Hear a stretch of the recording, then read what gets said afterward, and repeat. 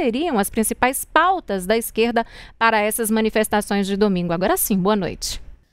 Boa noite, Síria. Boa noite, Ana Paula. Agradecer a oportunidade de estar aqui com vocês.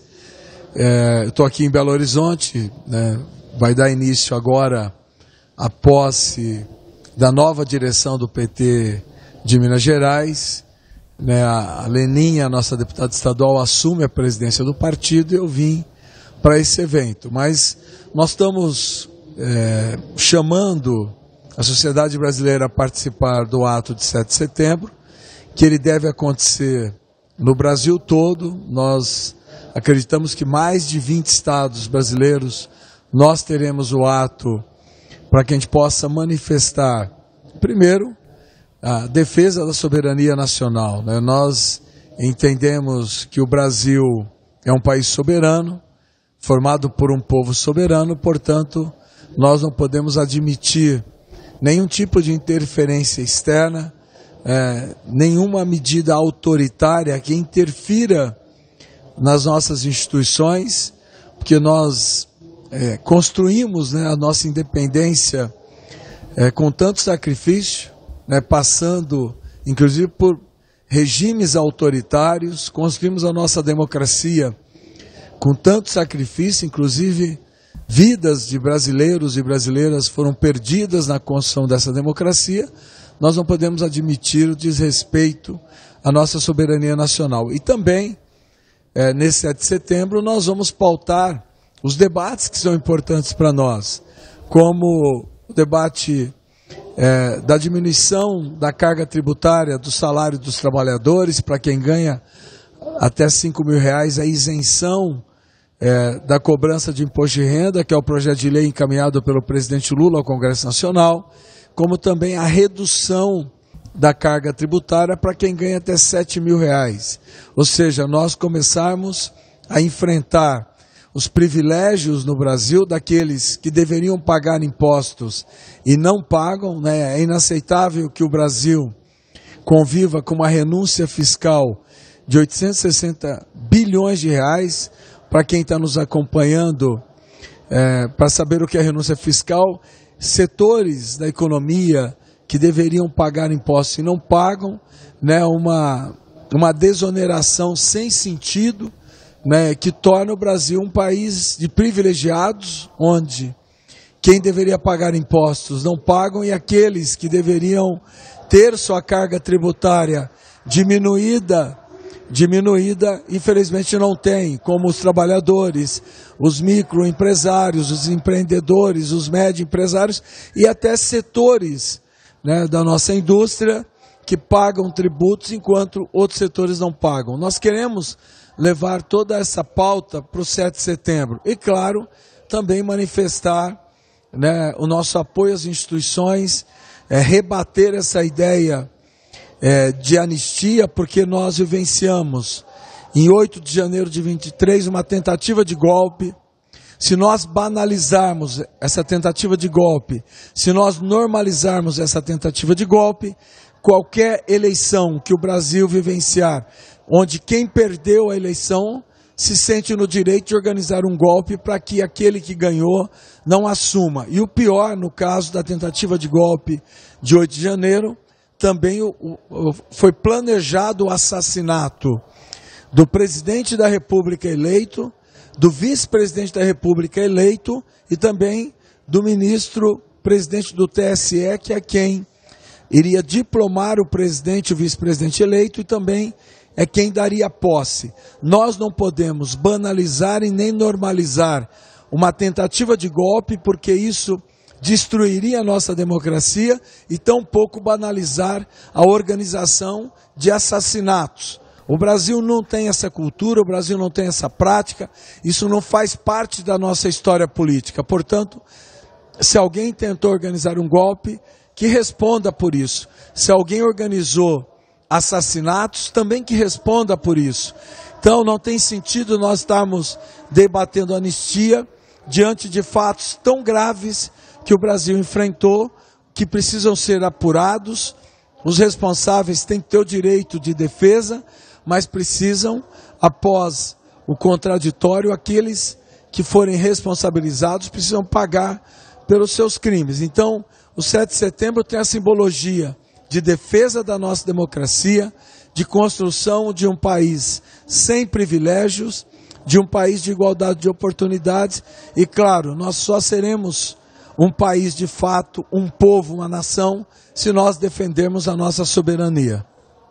Edinha, você foi... desculpa, Ana Paula em Brasília tem perguntas para você também. Obrigada, Síria. Rapidinho.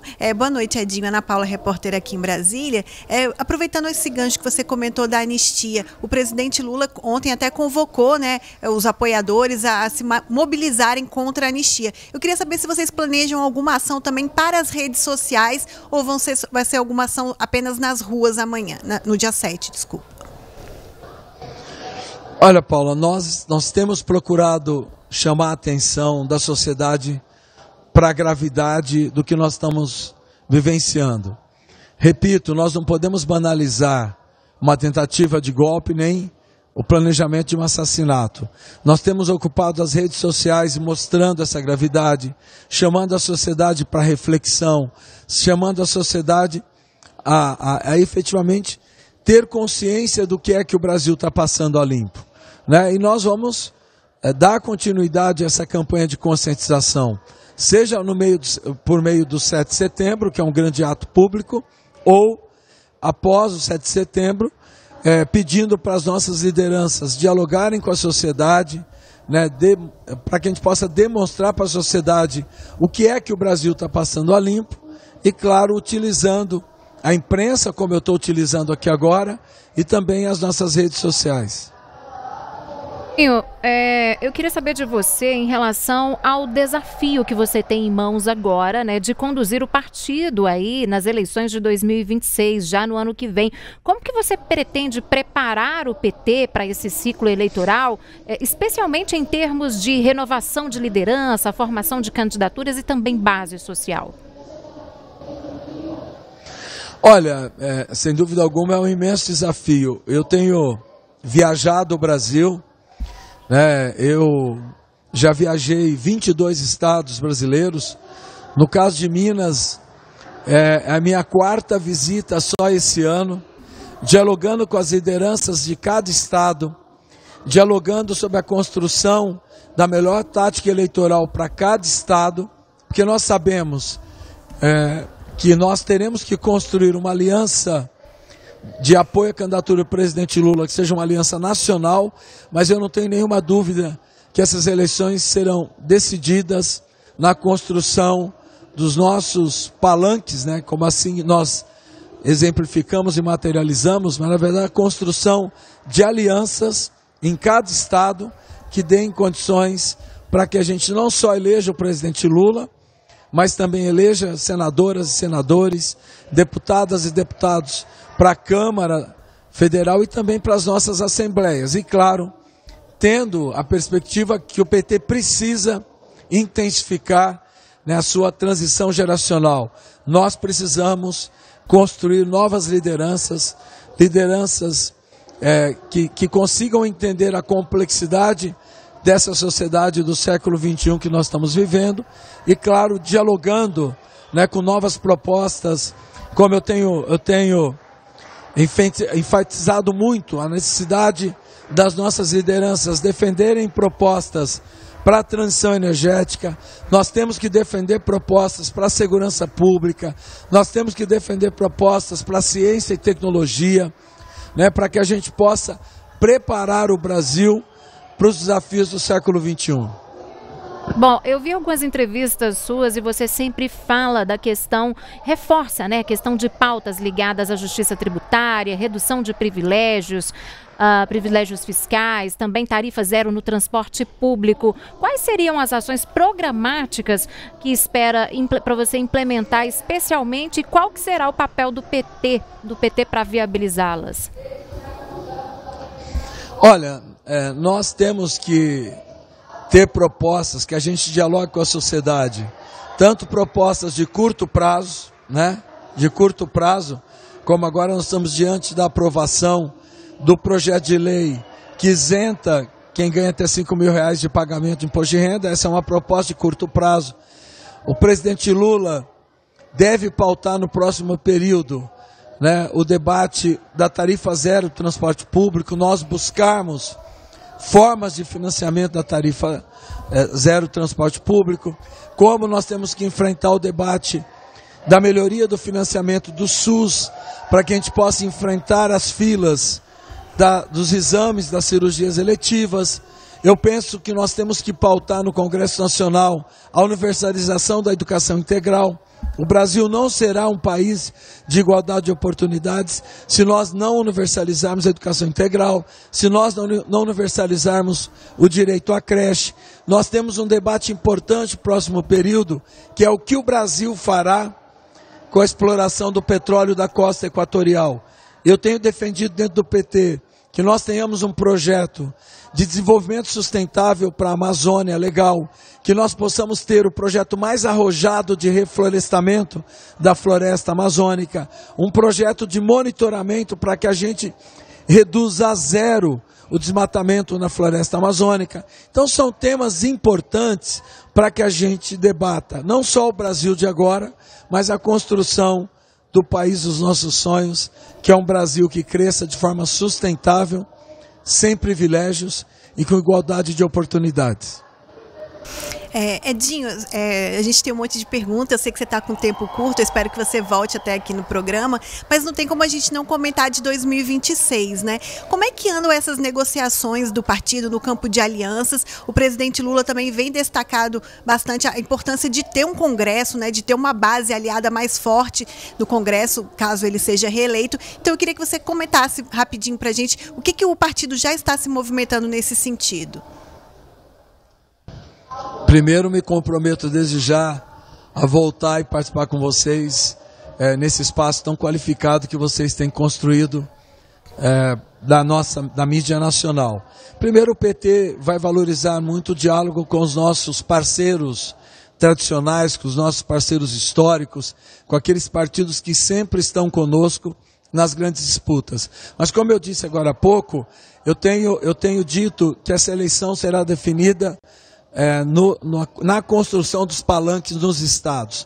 Então nós vamos dialogar com a realidade de estado por estado, tentando construir a melhor política de alianças possível para o presidente Lula, mas também construir política de alianças com os nossos aliados, para que a gente possa eleger governadores, governadoras, eleger senadores e senadoras e, claro, melhorar a nossa representatividade, tanto na Câmara dos Deputados como nas assembleias. Eu penso que é fundamental nós termos a clareza do papel que os estados vão jogar na definição do processo eleitoral de 26. Bom, eu sei que o senhor está com o tempo muito corrido, mas só uma última pergunta rapidamente. O ministro Carlos Lupe vai prestar depoimento na próxima segunda-feira na CPMI do INSS. Como que o senhor avalia a importância desse depoimento dele? Olha, eu penso que o ministro Lupe tem todas as condições de demonstrar ali o que de fato aconteceu no INSS quando ele foi ministro da Previdência. Mas é bom sempre nós lembrarmos que quem denunciou as fraudes do INSS foi o governo do presidente Lula, né? Ele detectou, a nossa Controladoria Geral da União detectou, a Polícia Federal do governo do presidente Lula apurou. Portanto, foi no nosso governo que nós tornamos público o que estava acontecendo e também tomamos as medidas para reembolsar os aposentados que foram lesados. Agora, evidente são fatos que ocorreram desde o último governo, né, e precisam ser apurados, precisam ser passados a limpo, e os responsáveis por esse total desrespeito aos aposentados paguem criminalmente pelos seus atos. Tá certo, Edinho. Grata pela sua participação. Muito obrigada mais uma vez. Um bom evento para você e até uma próxima oportunidade. Obrigado, Círia. Obrigado, Paula. Obrigado a toda a audiência.